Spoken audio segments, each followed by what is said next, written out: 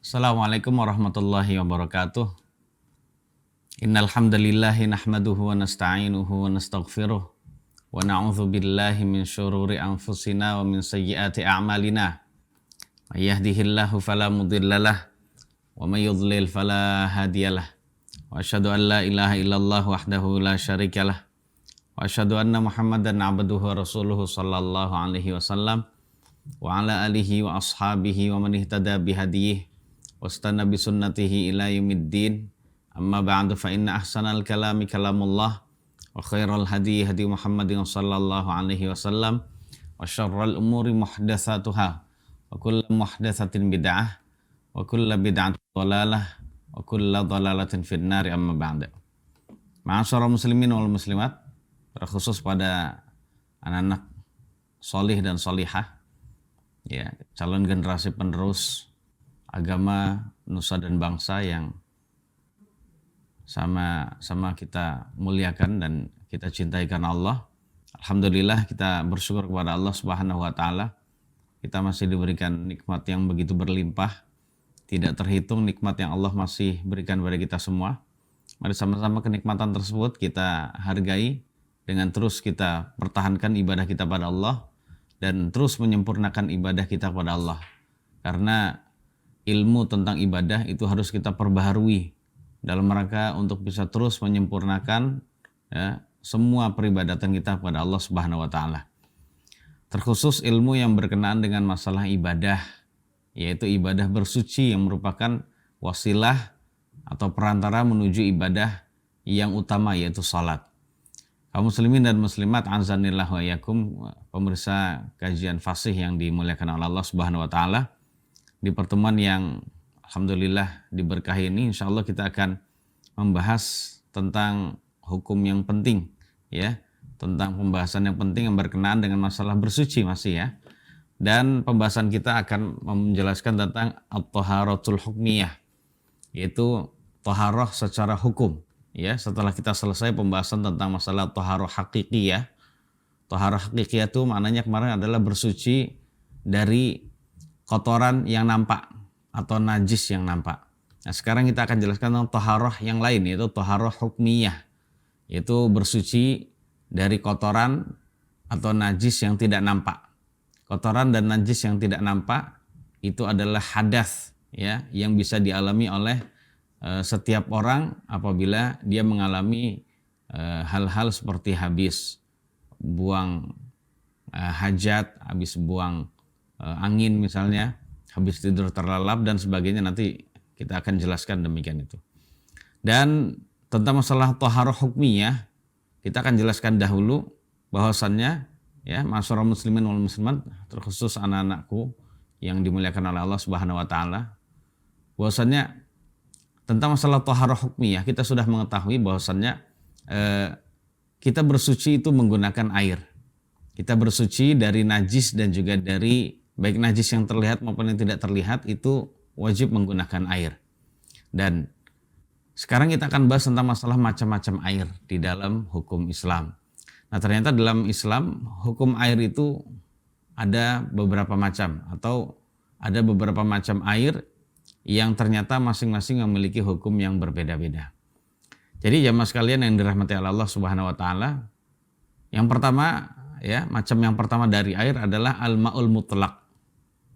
Ini berkenaan dengan masalah bersuci, ya.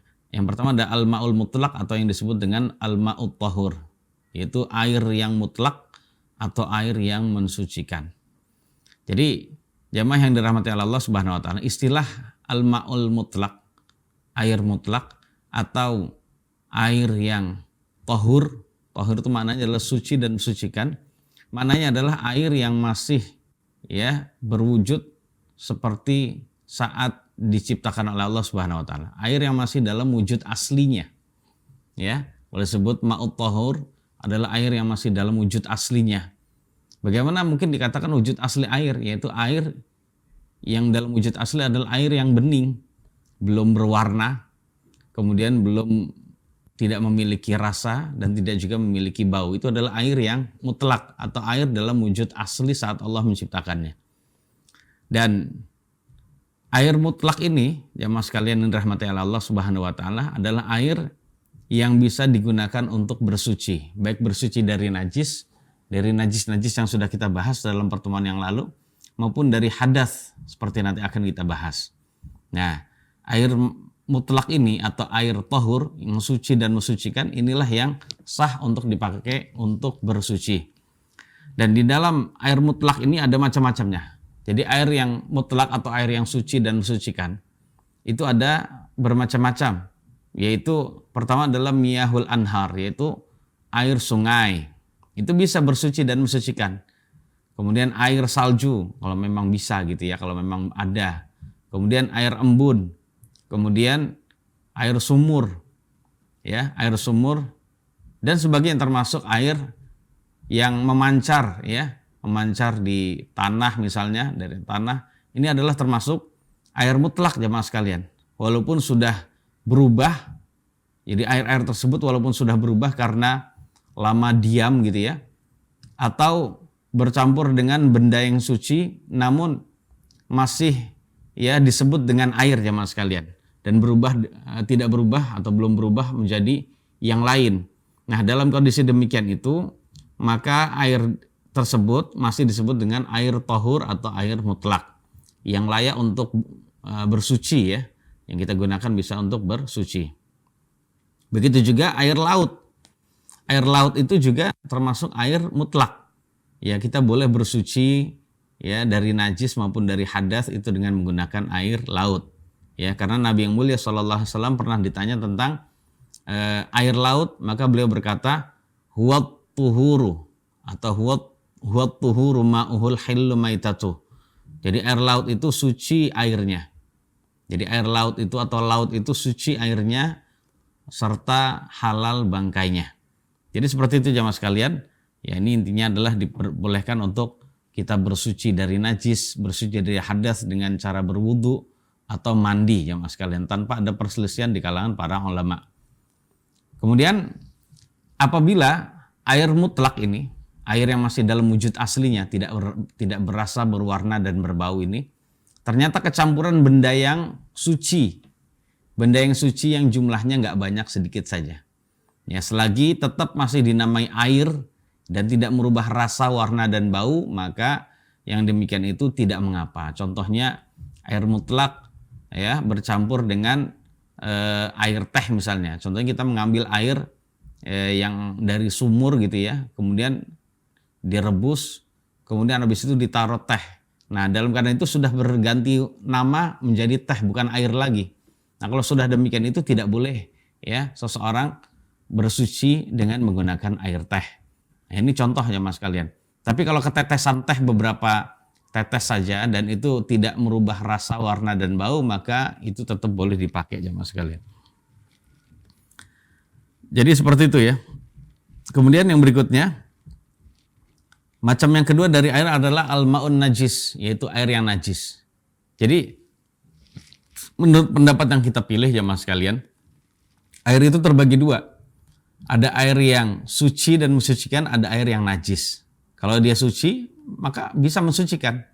Ya, seperti itu. Kemudian kalau air yang najis, maka tidak bisa mensucikan. Apa definisi airnya? Najis ya mas kalian. Air najis adalah air yang sudah kecampuran najis dan berpengaruh atau dan merubah ya, dan merubah salah satu dari sifat-sifat air suci. Contohnya merubah rasanya atau warnanya atau baunya. Ya, seperti itu ya mas kalian. Jadi karena kemasukan najis itu sudah merubah salah satu dari sifat air suci, merubah rasanya atau merubah warnanya atau merubah baunya, seperti itu. Kalau udah berubah ya salah satu dari sifat air suci tersebut karena kemasukan najis, maka hukumnya najis. Seperti itu jamaah sekalian ya. Dan kita sudah tahu macam-macam najis, maka alhamdulillah ya kita sudah selesai pembahasan masalah air. Ya, jangan sampai kita salah di dalam masalah mempraktekkan air. Jadi tidak boleh seseorang bersuci dengan menggunakan air teh atau air minum, bukan selain air putih, contohnya air sirup gitu ya, air susu dan sebagainya. Ini adalah tidak boleh. Kemudian jamaah sekalian, termasuk termasuk air yang suci adalah air yang netes-netes air yang menetes-netes dari anggota wudhu. Ketika kita berwudhu, contohnya di wajah, air itu netes dan itu jatuh pada wadah misalnya. Wadah yang nanti akan digunakan, wadah yang berisi air, yang air itu nanti akan digunakan lagi untuk bersuci. Nah, dalam kondisi demikian jemaah sekalian yang dirahmati oleh Allah Subhanahu wa taala, air yang netes itu hukumnya suci dan ketika mengenai air yang di bawahnya itu juga tetap masih bisa dipakai untuk bersuci. Jadi contohnya tangannya ya di wudhu, kemudian sisa-sisa setelah kita membasuh tangan itu nanti akan ada yang menetes jatuh kepada wadah, jatuh pada wadah yang berada di bawahnya. Nah, wadah di bawahnya tersebut berisi air yang nanti akan digunakan untuk bersuci lagi. Hukumnya boleh-boleh saja. Jadi tidak ada alasan untuk tidak dipakai. Kalau hukum air tersebut adalah suci, maka juga mensucikan. Wallahu a'lam bishawab. Kemudian jamaah sekalian, ya sudah selesai kita tentang masalah pembahasan air. Ya, semoga Allah memberikan taufik kepada kita untuk bisa membedakan mana air yang suci dan mana air yang najis. Kemudian yang berikutnya jamaah sekalian yang dirahmati oleh Allah Subhanahu wa taala, kita akan menjelaskan tentang wudu. Ya, kita akan jelaskan tentang masalah wudu. Jadi wudu, ya poin pertama dari wudu yang akan kita bahas adalah berkenaan dengan masalah definisi dari wudu. Apa sih yang disebut wudu itu? Wudu jamaah sekalian yang dirahmati Allah itu berasal dari kata wadha'ah. Wudu asal kata dari wadha'ah yang mananya adalah bersih dan segar. Yang mananya adalah bersih dan segar. Kemudian secara istilah makna wudu adalah isti'malul ma'i ala a'dha'in makhsusatin yarfa'u bihi ma yamna'us sholata wa nahwaha. Jadi maknanya adalah menggunakan air pada anggota-anggota khusus. Menggunakan air pada anggota-anggota tubuh yang khusus untuk bisa menghilangkan apa saja yang mencegah dari sholat. Jadi untuk bisa menghilangkan apa saja yang mencegah dari sholat dan selain sholat. Jadi jemaah sekalian, ternyata ada kondisi di mana kita nggak boleh sholat. Nah itu yang disebut hadas. Itu kondisi kita mengalami hadas. Nah hadas itu bisa dihilangkan dengan cara kita berwudu. Itu prakteknya adalah menggunakan air pada anggota-anggota khusus. Seperti itu jemaah sekalian. Dan ini menunjukkan bahwasanya wudu itu harus menggunakan air. Kalau tidak menggunakan air, bersuci tidak menggunakan air, maka hukumnya adalah seperti tayamum, seperti nanti akan kita bahas. Kemudian yang berikutnya tentang masalah dalil pensyariatan wudu. Orang sholat harus berwudu dulu jamaah sekalian. Itu sudah ada di dalam surat Al-Maidah, ya ayat 6. Allah tabaraka wa ta'ala berfirman, ya ayyuhalladzina amanu idza qumtum ilas sholati faghsilu wujuhakum wa aydiyakum ilal marafiqi wamsahu bi ru'usikum wa arjulakum ilal ka'bain. Wahai orang-orang yang beriman, apabila kalian hendak berdiri untuk sholat, maka supaya kalian membasuh, maka basuhlah wajah-wajah kalian. Ya, pertama basuh wajah kalian dan tangan-tangan kalian sampai siku. Dan usaplah kepala kalian dan juga basuhlah kaki kalian sampai dengan mata kaki. Jadi intinya adalah praktek wudu sebelum kita menegakkan sholat. Yang pertama di sini dijelaskan yang wajib adalah membasuh wajah, kemudian membasuh tangan sampai siku, kemudian mengusap kepala dan juga membasuh kaki sampai mata kaki, itu minimal jemaah sekalian. Adapun dalil dari as-sunnah yaitu hadis Nabi yang sahih adalah sabda Nabi yang mulia sallallahu alaihi wasallam yang diriwayatkan oleh Al-Imam Al-Bukhari dan Muslim. Nabi kita yang mulia sallallahu alaihi wasallam bersabda, la tuqbalu salatu ahadikum idza ahdatsa hatta yatawadda. Jadi tidak diterima salatnya salah satu dari kalian apabila ia telah berhadas sampai dia berwudu. Jadi contohnya dia habis tidur terlelap, kemudian habis buang hajat, itu dalam keadaan hadas. Nah saat hadas salatnya nggak diterima sampai dia berwudu dulu. Jadi seperti itu. Kemudian hadisnya menunjukkan juga jemaah sekalian, kita diperintahkan wajib untuk berwudu saat kita akan memulai sholat. Ya, Nabi yang mulia sallallahu alaihi wasallam bersabda dalam hadis yang sahih riwayat Al-Imam At-Tirmidzi, Abu Daud dan lainnya, innama umirtu bil wudu'i idza qumtu ilas shalah. Sesungguhnya saya diperintahkan untuk berwudu hanyalah ketika akan melaksanakan sholat. Ya, Kalau nggak sholat nggak harus kita untuk berwudu. Jadi seperti itu dan sebagainya. Kemudian yang berikutnya jamaah sekalian yang dirahmati Allah Subhanahu wa taala. Kita setiap hari melakukan wudu, sebelum sholat wudu dan sebagainya. Nah, terkadang seseorang yang melakukan kegiatan dan perbuatan yang sama alias itu saja, terkadang dia ada unsur kebosanan jamaah sekalian.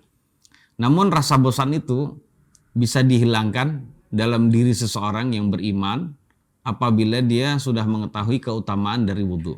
Ternyata jemaah sekalian yang dirahmati Allah Subhanahu wa taala, wudu memiliki banyak sekali keutamaan. Kita akan bahas ya tentang masalah keutamaan dari berwudu agar kita sebagai hamba Allah ya benar-benar bisa bersemangat untuk berwudu.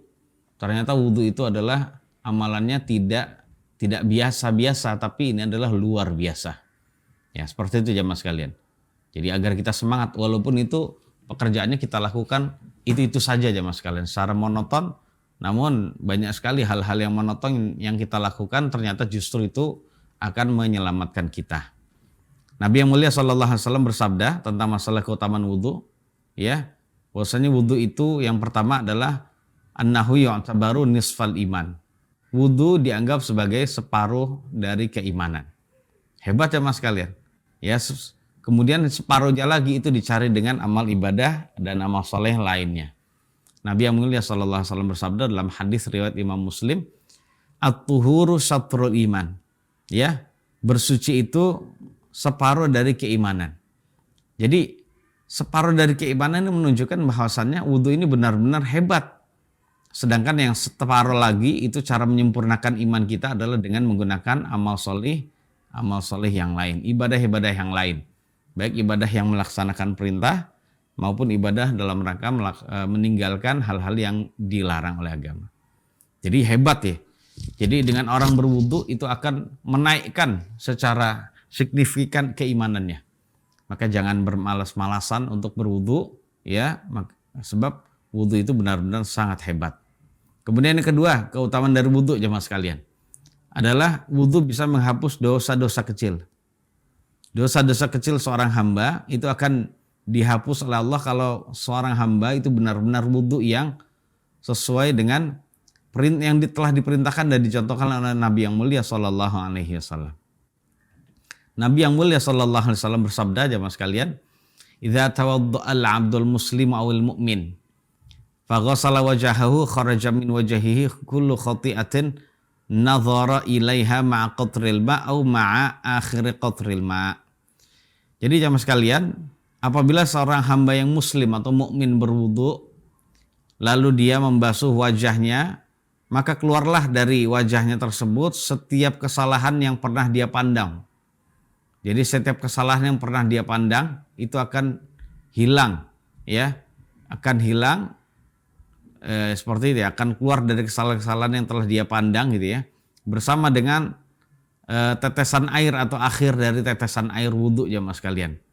Jadi ternyata ketika kita membasuh wajah gitu ya contohnya, kemudian air tersebut menetes, ternyata tetesan itu adalah ternyata membawa dosa. Kita sebagai hamba Allah terkadang melihat hal-hal yang diharamkan dengan mata kita, sedangkan mata itu adalah tempatnya di wajah. Nah perlu diingat ya mas kalian, kehebatan wudu itu bisa menghapus dosa-dosa kita yang kita lakukan dengan menggunakan mata kita ya, atau menggunakan wajah kita seperti itu ya, dan itu akan hilang bersama dengan tetesan air yang jatuh dari wajah, baik tetesan di awal-awal maupun tetesan yang di akhir. Kemudian fa idza ghassala yadayhi kharajat min yadayhi kullu khati'atin kana batashatha yadahu ma'al ma'u ma'a akhir qatril ma'. Jamaah sekalian, apabila ia membasuh hamba tersebut ya, apabila hamba tersebut membasuh kedua tangannya, tentu saja membasuh kedua tangannya sampai siku ya, maka jamaah sekalian ya, jadi apabila dia sudah membasuh tangannya, maka keluarlah dari kedua tangan tersebut setiap kesalahan, maksudnya setiap dosa yang pernah dia lakukan dengan kedua tangannya. Ya dalam keadaan begitu sudah dihapus semuanya dosanya. bersama dengan tetesan akhir dan tetesan yang terakhir. Ya, seperti itu. Kemudian wa idza ghassala atau fa idza ghassala rijlaihi kharajat kullu khati'atin masyatha rijalahu ma'al ma'au ma'a akhir qatril ma' hatta yakhruja naqiyan minadz-dzunub. Jadi lalu apabila ia membasuh kakinya, maksudnya membasuh telapak kaki sampai mata kaki, ia membasuh telapak kaki sampai mata kaki gitu, kaki sampai mata kaki, maka keluarlah setiap dosa yang pernah dia hasilkan lewat langkah kakinya.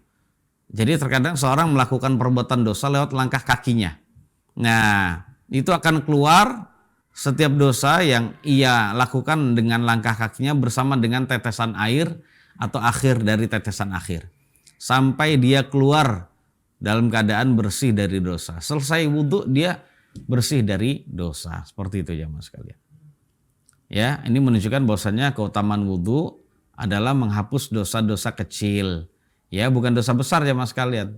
Ya, karena Allah tabaraka wa taala tahu orang beriman itu umumnya berbuat dosa kecil. Nah, adapun dosa besar itu ya kita tobatnya adalah tidak dengan wudhu. Wudhu itu masih kurang untuk menghapus dosa-dosa besar. Ya, wudhu tidak bisa menghapus dosa-dosa besar. Akan tetapi wudhu hanyalah bisa menghapus dosa-dosa kecil. Nah, lebih diutamakan lagi jamaah sekalian. Setelah seseorang berwudu, maka dianjurkan dengan sangat ia melakukan sholat. Ya, ia melakukan sholat. Jadi habis berwudu, kemudian dia melakukan sholat. Ya, dia melakukan sholat. Jadi dia nggak hanya wudu saja jamaah sekalian. Jadi dia juga melakukan sholat setelahnya. Ya, kalau memang dia nggak sempat melakukan sholat sunnah, ya sudah sekalian sholat wajib. Nah, sholatnya tersebut ya mas kalian itu bisa menghapus dosa juga. Nabi yang mulia sallallahu alaihi wasallam bersabda, man tawadda'a mithla wudu'i hadza thumma qama fa shalla rak'ataini la yuhadditsu fihi ma nafsahu ghufira lahu ma taqaddama min dzambi. Barang siapa yang berwudu seperti wuduku ini, kata Nabi. Kemudian ia berdiri melakukan sholat sunnah 2 rakaat. Habis wudhu melakukan sholat sunnah 2 rakaat dengan tidak bercerita kepada dirinya sendiri di dalam 2 rakaat tersebut. Artinya dia melakukannya dengan khusyuk dan tumakninah. Dia melakukannya dengan khusyuk dan tumakninah. Maka diampunilah dosa-dosanya yang telah lalu. Masya Allah, ya hebat sekali. Padahal ini baru wudhu dan baru sholat sunnah. Gimana kalau dia melakukan sholat wajib jamaah sekalian? Maka akan banyak ampunan yang akan dia dapatkan. Baik, yang kedua intinya adalah keutamaan wudhu itu bisa menghapus dosa-dosa kecil. Yang ketiga, keutamaan wudhu yang ketiga jamaah sekalian yaitu annahu yarfa'u darajatil abdi. Jadi wudhu dapat mengangkat derajatnya hamba. Jamaah sekalian, di dunia itu banyak orang berlomba-lomba bayar gitu ya. Kemudian terkadang ada orang yang contohnya nggak layak sebenarnya untuk melakukan untuk bisa mendapatkan derajat yang tinggi misalnya. Dia nggak layak tapi dia bayar kepada orang lain, kepada pejabat agar dia dinaikkan pangkatnya. Jemaah sekalian, banyak orang sekarang berlomba-lomba untuk bisa naik pangkat dunia, naik jabatan, naik kemuliaannya. Maka jemaah sekalian yang dirahmati Allah, seandainya mereka mendapatkannya, maka semua itu adalah hanya dunia dan hanya sementara saja. Namun bagi orang yang berwudu jamaah sekalian yang dirahmati oleh Allah, ternyata derajatnya, pangkatnya, kedudukannya itu bisa terus meninggi, naik dan seterusnya jamaah sekalian. Kita lihat Nabi yang mulia sallallahu alaihi wasallam bersabda tentang keutamaan wudu, ala adullukum ala ma yamhullahu bihil khotoya wa yarfa'u bihid darajat. Maukah kalian saya tunjukkan terhadap sesuatu yang dapat menghapus dosa-dosa dan meninggikan derajat-derajat? Kemudian para sahabat menjawab, bala ya Rasulullah. Iya Nabi, kami mau. Kami mau ya engkau kabari tentang apa saja yang bisa menghapus dosa dan meninggikan derajat. Kemudian Nabi bersabda, isbaghul wudu'i alal makarihi. Itu yang pertama jamaah sekalian, menyempurnakan wudu dalam kondisi-kondisi yang membencikan. Ya, contohnya kita tetap menyempurnakan wudhu dalam kondisi kedinginan. Ya, dalam kondisi kedinginan atau dalam kondisi sakit tapi hanya kedinginan saja, terkena air sedikit tidak kedinginan. Tidak menyebabkan dia parah sakitnya tapi cuman kedinginan gitu ya.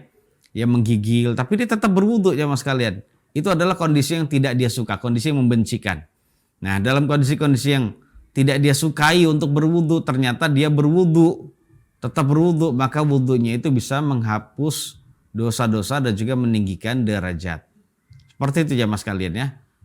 Nah, itu belum wudhunya kalau wudhu yang memang sampai tiga kali seperti itu ya.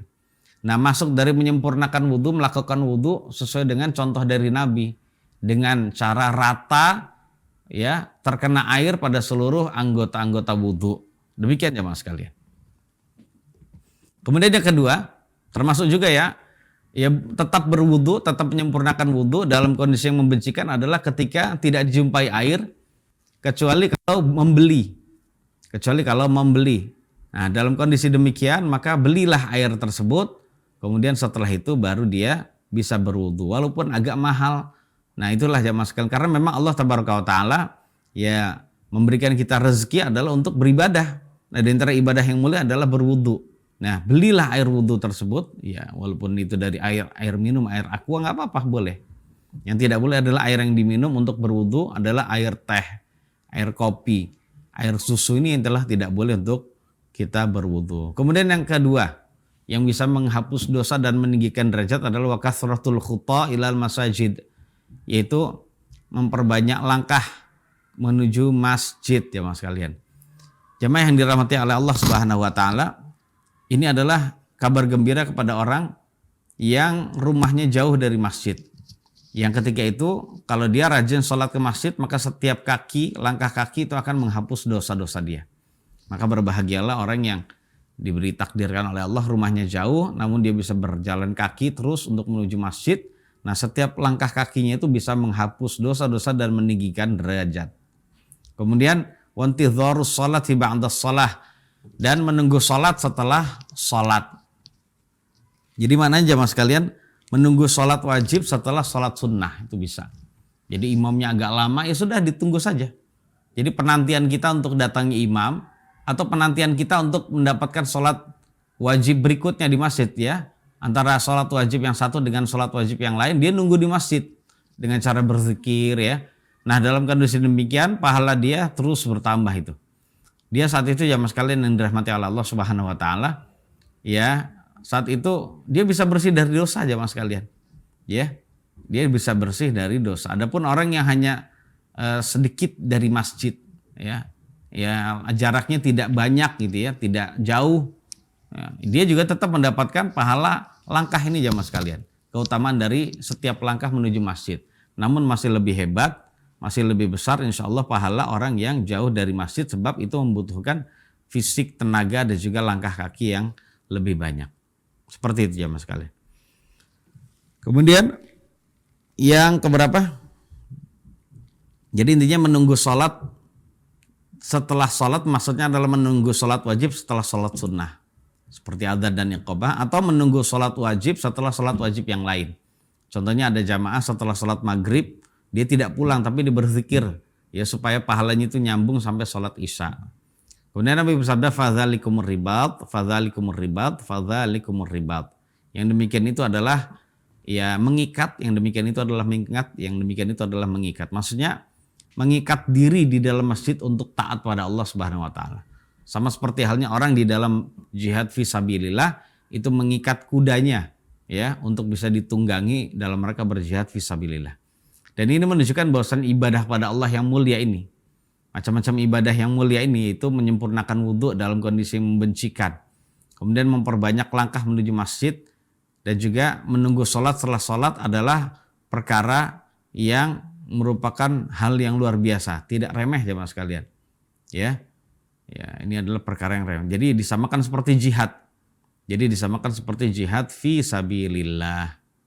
Jadi hebat ya mas. Kenapa tidak? Jadi intinya kalau kita bahas bab jihad, maka tidak harus peperangan di dalam medan peperangan melawan orang-orang yang tidak beriman, orang-orang kafir. Nah, kita menyempurnakan wudhu, memperbanyak langkah, dan juga menunggu datangnya sholat wajib berikutnya, itu adalah semuanya seperti jihad, atau bahkan itu adalah bagian dari jihad. Allahu a'lam bishawab. Keutamaan wudhu yang keempat ya mas kalian. Keutamaan wudhu yang keempat adalah annahu sabilun ilal jannah.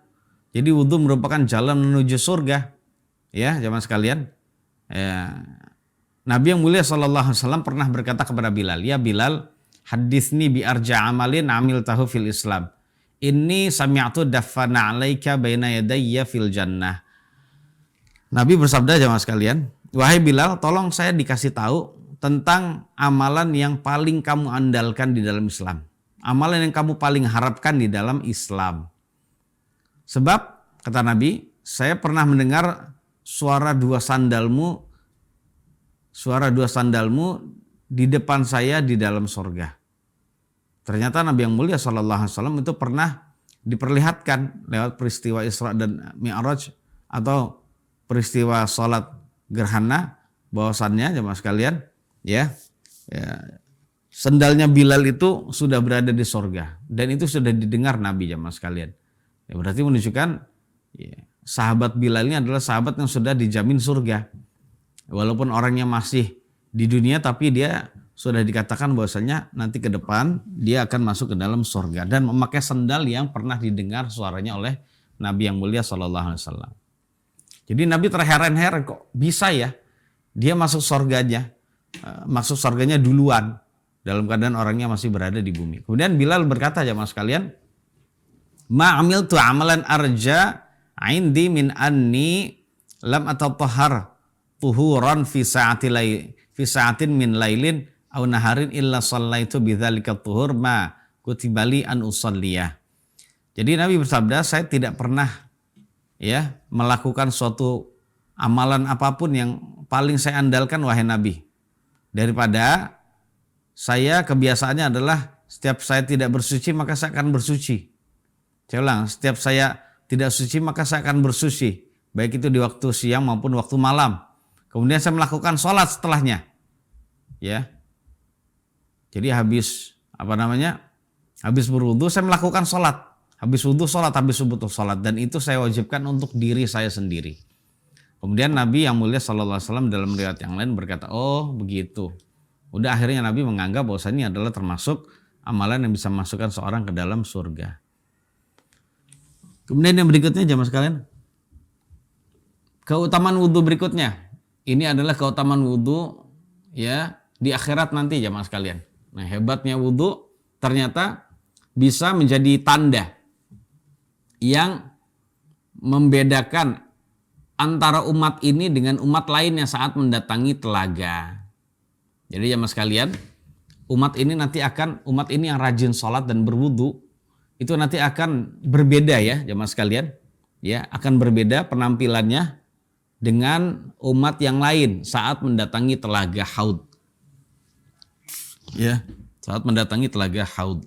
Dan ini menunjukkan bahwasanya Haud itu adalah salah satu fase yang ada di hari kiamat. Nah, saat itu jamaah sekalian, umat Nabi begitu banyak. Jadi sekali lagi umat Nabi yang mulia sallallahu alaihi wasallam itu begitu banyak. Karena saat itu masih nyampur dengan umat yang lain. Nah, Nabi yang mulia sallallahu alaihi wasallam ya ini dikisahkan ya dalam hadis yang diriwayatkan oleh Al-Imam Muslim dan An-Nasa'i. Kata Abu Hurairah, sesungguhnya Nabi sallallahu alaihi wasallam pernah mendatangi pemakaman, pernah mendatangi tempat atau kompleks pemakaman, ya kuburan lah itu. Nabi pernah mendatangi kuburan. Lalu Nabi berdoa. Ingat ya mas kalian, kalau melewati kuburan juga ada doanya. Assalamualaikum dar qaumin mu'minin wa inna insyaallahu bikum an qaribin lahiqun. Jadi keselamatan semoga tetap atas kalian wahai penghuninya kampung akhirat. Penghuninya kampung akhirat. Penghuninya kampung orang-orang yang beriman, maksudnya kampung akhirat, orang-orang beriman itu. Dan sesungguhnya kami insyaallah sebentar lagi akan menyusul kalian. Dan sesungguhnya kami insya Allah sebentar lagi akan menyusul kalian. Jadi Nabi yang mulia alaihi salatu wassalam jemaah sekalian itu mengaku bahwasanya walaupun sekarang saya masih hidup, ya nggak lama lagi saya akan menyusul kalian. Taib. Nabi meneruskan sabdanya, waditu lau anna qad ra'ayna ikhwanana. Waditu lau anna qad ra'ayna ikhwanana. Setelah Nabi berdoa melewati kuburan, Nabi SAW berkata, waditu, saya berharap ya dapat melihat saudara-saudara kami. Jadi saya berharap ya bahwa saya atau kita semua dapat melihat saudara-saudara kita. Jadi Nabi punya pengharapan ya Mas sekalian bisa melihat saudara-saudara beliau. Ya, saudara-saudara beliau di dalam agama maksudnya. Kemudian para sahabat berkata, awalasna ikhwanaka ya Rasulullah. Wahai Nabi, bukankah kami adalah saudaramu? Ya, kami ini saudaramu ya, wahai Nabi. Kemudian apa jawaban Nabi? Antum ashabi, kalian adalah sahabat-sahabatku. Wa ikhwanuna alladzina lam ya'tu ba'd.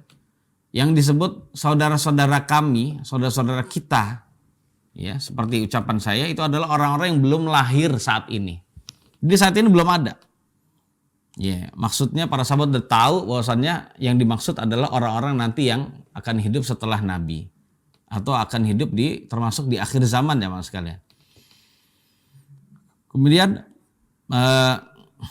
para sahabat bertanya, "Kaifa ta'rifu man lam ya'ti min ummatika ya Rasulullah?"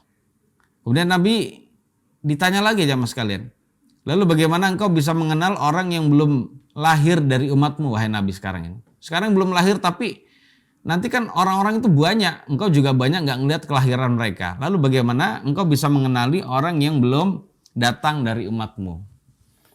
Kemudian Nabi yang mulia sallallahu alaihi wasallam berkata, "Ara'aita law anna rajulan lahu khailun ghurrun muhajjalatun baina dhahrai khailin duhmin buhmin ala ya'rifu khailahu." Kemudian Nabi jamaah sekalian yang dirahmati Allah Subhanahu wa taala berkata atau bersabda, menjawab ini perkataan sahabat, pertanyaan sahabat, bagaimana pendapat kamu apabila ada seorang laki-laki yang memiliki kuda yang berwarna hitam? Ya, kuda yang berwarna hitam namun ya ada bulu putih di kakinya dan juga di dahinya. Gimana coba? Ada seorang laki-laki memiliki kuda-kuda berwarna hitam namun ada bulu putih ya campur belang gitu, bulu putih maksud saya yang ada di dahinya dan juga tangannya. Bagaimana menurut kalian? Tangannya itu maksudnya ya kakinya itu tadi. Ya, bagaimana itu? Kudanya warna aslinya adalah hitam. Namun ternyata di salah satu kakinya itu ada warna putihnya. Ada rambut berwarna putih, bukan uban Pak ya, bukan uban jamaah sekalian. Atau ada yang ada di dahinya itu berwarna putih. Di antara kuda-kuda yang berwarna hitam, kelam, nggak ada campuran warna lain. Bukankah ia dapat mengenali kuda-kudanya? Jadi misalnya saya memiliki kuda yang dahinya berwarna putih dan kakinya juga berwarna putih. Kuda itu saya lepas dalam jumlah banyak, itu kuda saya lepas di antara kuda-kuda yang jumlahnya juga banyak yang jamaah sekalian berwarnanya hitam sama sekali. Nah ketika itu saya ingin menemukan kuda saya kan gampang. Pokoknya kalau hitam semua itu adalah bukan kuda saya. Ya kelihatan dari belakang hitam, namun setelah dilihat dari depan ternyata ada yang berwarna putih. Nah itu berarti adalah punya saya. Jadi saat itu Nabi yang mulia sallallahu alaihi wasallam begitu juga jamaah sekalian. Nabi bisa mengenal umatnya dengan tanda-tanda itu. Kemudian para sahabat bertanya lagi, bala ya Rasulullah. Iya wahai Nabi. Ya, dia bisa mengenali kudanya sendiri sebab kudanya itu berwarna di antara kuda-kuda yang tidak berwarna selain hitam saja. Kemudian Nabi yang mulia sallallahu alaihi wasallam meneruskan sabdanya, fa innahum ya'tuna ghurran muhajjalina minal wudu. Maka sesungguhnya umatku yang saat ini belum lahir itu akan datang pada hari kiamat dalam keadaan bersinar pada wajahnya dan juga pada kakinya jemaah sekalian. Dikarenakan wudu.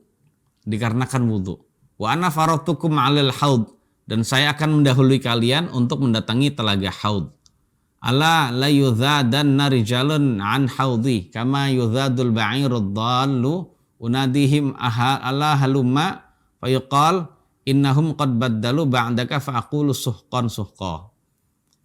Kemudian Nabi yang mulia sallallahu alaihi wasallam meneruskan sabdanya, ingatlah sesungguhnya benar-benar akan ada banyak laki-laki, banyak orang yang diusir dari telagaku. Banyak laki-laki yang akan diusir dari telagaku. Ya. Sebagaimana diusirnya onta-onta yang hilang. Jadi onta zaman sekalian di kalangan orang Arab itu terkadang lepas. Terkadang lepas. Nah, dalam keadaan lepas nggak tahu siapa pemiliknya, tiba-tiba datang ke rumah saya misalnya. Ke rumah saya yang ada di Padang Sahara itu. Nah, datangnya onta ke kandang saya, ya, itu tidak boleh jamaah sekalian yang dirahmati oleh Allah Subhanahu wa taala, tidak boleh bagi kita untuk memilikinya. Nggak boleh dimiliki dengan alasan bahwasannya main sih soalnya nyamperin kandang saya berarti memang udah punya saya, ini tidak boleh. Nah, saat itu jamaah sekalian, nah, orang-orang agar ontanya tersebut bisa kembali lagi ke majikannya, ke pemiliknya, itu akan mengusirnya. Hus gitu ya. Nah, seperti itu juga nanti akan ada banyak laki-laki dari umat Nabi yang akan ditolak, diusir dari telaga haud. Nggak boleh minum telaga haud. Unadihim ala halumma. Saya memanggil-manggil mereka. Ya. Ayo kemari gitu ya. Ayo kemari. Kemudian dikatakan kepada Nabi. Dijawab kepada Nabi ketika menginginkan umatnya tersebut jamaah sekalian itu meminum semuanya. Nabi dikatakan kepada Nabi, sesungguhnya mereka telah mengganti agama setelah kamu wahai Muhammad. Mereka telah mengganti agama setelah kamu wahai Muhammad. Lalu saat itu saya berkata suhqan, celaka mereka. Nah, ini menunjukkan jemaah sekalian, ternyata umat ini kalau sudah berwudu, rajin sholat dan berwudu sebelumnya, maka itu akan membuat dia benar-benar bisa dikenali Nabi nanti. Jadi wajahnya itu nanti akan bersinar, sebagaimana anggota-anggota wudunya juga lain bersinar. Ya, seperti itu jemaah sekalian yang dirahmati oleh Allah Subhanahu wa taala. Dan tentang masalah haud ini jemaah sekalian, jadi ada telaga haud yang ada di luar surga sebelum masuk surga yang ada, dan juga ada telaga Kautsar yang berada di dalam surga. Kedua-duanya ini adalah ya berbeda jemaah sekalian. Walaupun sumberan airnya itu sama. Haud itu berasal dari sumberan telaga Kautsar yang berada di dalam surga. Dan ini menunjukkan bahwasannya haud itu karena ada umat Nabi yang diusir, berarti haud itu belum di surga. Sebab kalau di surga maka semua orang itu tidak ada yang diusir, nggak ada yang dilarang. Ya, demikian. Wallahu a'lam bishawab. Kemudian jemaah sekalian, di antara keutamaan lain dari wudu adalah annahu nurun lil 'abdi yaumal qiyamah. Jadi wudu akan menjadi cahaya bagi hamba pada hari kiamat jemaah sekalian. Karena di hari kiamat itu nanti cahaya hamba itu berbeda-beda. Cahaya umat manusia itu berbeda-beda, Pak. Nah, ada orang yang cahayanya kecil sekali gitu ya. Karena saat itu kita nanti akan kegelapan. Cahayanya kecil sebesar jempol gitu. Nah, bagaimana cara memperbesar cahaya tersebut adalah dengan cara seseorang berwudu. Ya, kita lihat Nabi yang mulia sallallahu alaihi wasallam bersabda, "Tablughu hilyatul mu'min tablughu hilyatul mu'min haitsu yablughul wudu." Jadi perhiasannya orang-orang beriman berupa sinar itu nanti akan sampai di mana sampainya air wudu. Jadi kalau dia membasuh air wudu itu, jangan sekalian, membasuh air wudu itu melebihi siku kalau memang itu adalah tangan. Sikunya dilebihin sampai mungkin bisep dan trisep. Kemudian kalau kaki itu dilebihkan dari mata kaki sampai memulai batasan pada betis. Jadi di atas gitu ya. Jadi nggak pas-pasan banget, nggak pas-pasan dengan mata kaki gitu ya, dilebihin. Nah, kalau kita sering ya dan kebiasaan kita melebihi di dalam membasuh, tangan lebih dari siku, telapak kaki lebih dari mata kaki sampai atas gitu ya, maka yang demikian itu akan semakin memperpanjang sinar yang ada pada diri orang beriman. Jadi tempat-tempat yang pernah terkena wudhu itu ya itu nanti akan diberikan cahaya oleh Allah, diganti dengan cahaya oleh Allah, dan itu menjadi perhiasan bagi orang beriman di hari kiamat. Jadi berbangga jamaah sekalian menjadi orang beriman yang hidupnya bersih, sudah bersih di dunia dan di akhirat diberikan pahala. Kemudian jamaah sekalian kehebatan dan keistimewaan dari wudhu atau keutamaan wudhu, annahu halun li'uqdatis syaitan. Jamaah sekalian yang dirahmati oleh Allah Subhanahu wa taala, ya, bahwasannya kita sebagai hamba Allah harus yakin bahwasanya ternyata wudhu yang kita lakukan itu bisa melepas ikatan setan. Bisa melepas ya ikatan setan. Jadi, khususnya adalah ikatan setan yang ada saat kita tidur. Ya, yang ada saat kita tidur. Nabi yang mulia sallallahu alaihi wasallam bersabda, yaqidu asyaitanu ala qafiyati ra'si ahadikum idza huwa nama thalatha uqadin yadribu kulla 'uqdatin 'alaika laylun tawilun farqud. Jadi Nabi SAW bersabda, artinya setan selalu mengikat tengkuk kepala salah satu dari kalian. Mengikat tengkuk kepala, tengkuk tuh sini. Mengikat tengkuk kepala salah satu dari kalian apabila dia tidur dengan 3 ikatan. Berat ya mas kalian. Makanya orang mau bangun tidur tuh berat ya, karena setan mengikat dengan 3 ikatan, gak cuma 1, 3 ikatan. Dan setiap ikatan kita dinabubukkan ya mas kalian. Dengan perkataan alaika lailun tawilun farqud. Ya malam masih panjang ya. Ya malam masih panjang, tidur lagi gitu ya. Seperti itu oleh setan, diikat 1, malam masih panjang. Jadi intinya dinabubukkan. Seperti itu ya mas kalian ya. Fa in istaiqadha fadzakarallahan halat 'uqdah. Lalu ternyata jamaah sekalian, walaupun sudah diikat 3 kali oleh setan, ketika dia bangun dari tidurnya, ya, lalu dia berzikir pada Allah, contohnya adalah membaca doa bangun tidur, maka terlepaslah 1 ikatan. Jadi doa bangun tidur atau zikir itu bisa melepas ikatan setan yang membuat kita berat pengennya tidur lagi. Nah, ketika berdoa itu akan hilang jamaah sekalian ya 1 ikatan. Fa in tawaddu'an halat 'uqdah. Kemudian ketika dia berwudu, maka terlepaslah ikatan yang lain. Jadi terlepaslah ikatan yang lain. Jadi ikatan yang kedua itu lepas. Nah, berarti kehebatan wudu begitu, bisa melepas ikatan setan yang kedua. Fa in shallan halat 'uqdatun. Dan apabila dia salat maka terlepaslah ikatan yang ketiga. Fa asbaha nasyitan thayyiban nafs. Jadi lalu dia kalau sudah 3 ikatan tersebut itu hilang jemaah sekalian di tengkuk, maka ya memasuki pagi hari ia dalam keadaan semangat dan ceria. Ya, ceria jiwanya ceria, wajahnya juga berseri-seri. Itu kalau orang yang pas habis bangun tidur, dia berdoa bangun tidur, kemudian dia berwudu, kemudian dia melakukan sholat. Ini baik sholat malam atau sholat subuh, pokoknya itu. Nah, sehingga dia pagi-pagi itu dalam keadaan semangat dan terengginas, ya, dalam keadaan semangat dan dalam keadaan puas hatinya, ceria jiwanya dan sebagainya. Wa illa asbaha khabithan nafsi kaslan.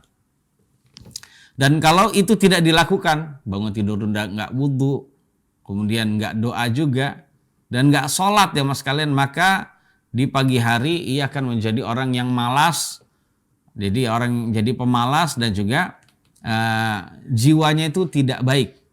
Jadi jiwanya tidak baik maksudnya adalah ya dia tidak ceria ya mas kalian.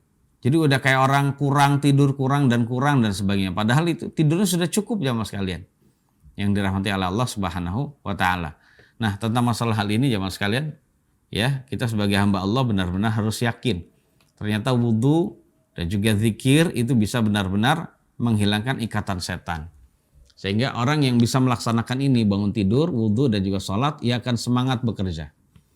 Mungkin ada yang bertanya begini jemaah sekalian dirahmati oleh Allah Subhanahu wa taala dimanapun antum berada, terkhusus anak-anak yang soleh dan solihah, calon generasi penerus agama ini dan juga nusa dan bangsa. Bahwasannya di antara kita ada yang mungkin bertanya, Ada tuh yang bisa semangat, ya. Ada itu yang bisa semangat tanpa doa, tanpa sholat, tanpa wudhu. Itu orang-orang kafir. Orang-orang Jepang misalnya. Orang-orang Jepang itu kerjanya semangat ya mas sekalian. Kerjanya semangat, ya. Walaupun nggak zikir, nggak doa, tapi tetap dia semangat itu. Maka kita katakan ya mas sekalian, buat apa setan melakukan hal seperti ini kepada orang-orang yang musyrik, yang hatinya itu sudah rusak karena kekufuran. Jadi orang kufur itu tidak perlu diperlakukan demikian ya mas kalian. Karena orang kufur itu udah sesat sendiri, ya udah sesat sendiri. Jadi nggak perlu diikat begini, sudah nggak perlu diikat, ya nggak perlu diikat karena mereka sudah kufur bahkan lebih tinggi dibandingkan hanya sekedar malas dalam sholat saja. Jadi seperti itu jawabannya ya jamaah sekalian. Intinya adalah dikarenakan mereka akidahnya sudah bobrok, ya tidak perlu diikat seperti ini oleh setan. Yang diikat begini adalah orang-orang yang memang ibadahnya bisa diterima oleh Allah, ada harapan untuk masuk ke dalam surga, makanya diberikan diberikan ikatan sebanyak 3 kali ikatan itu. Wallahu a'lam bishawab. Itulah jamaah sekalian keutamaan dari wudhu. Yang pertama kami ulangi, wudhu merupakan separuh dari keimanan. Hebat ya, separuh dari keimanan itu ada di wudhu saja. Kemudian yang kedua, wudhu ternyata bisa menghapus dosa-dosa kecil. Adapun dosa besar itu tidak bisa dihapus dengan wudhu. Akan tetapi hanya bisa dihapus dengan bertobat dengan tobatan nasuha. Kemudian wudhu bisa mengangkat dan meninggikan derajatnya hamba. Jadi Masya Allah ya. Kemudian wudhu merupakan jalan menuju surga. Siapa saja yang ingin masuk surga ya harus berwudu ya mas kalian. Setelah berwudu sholat.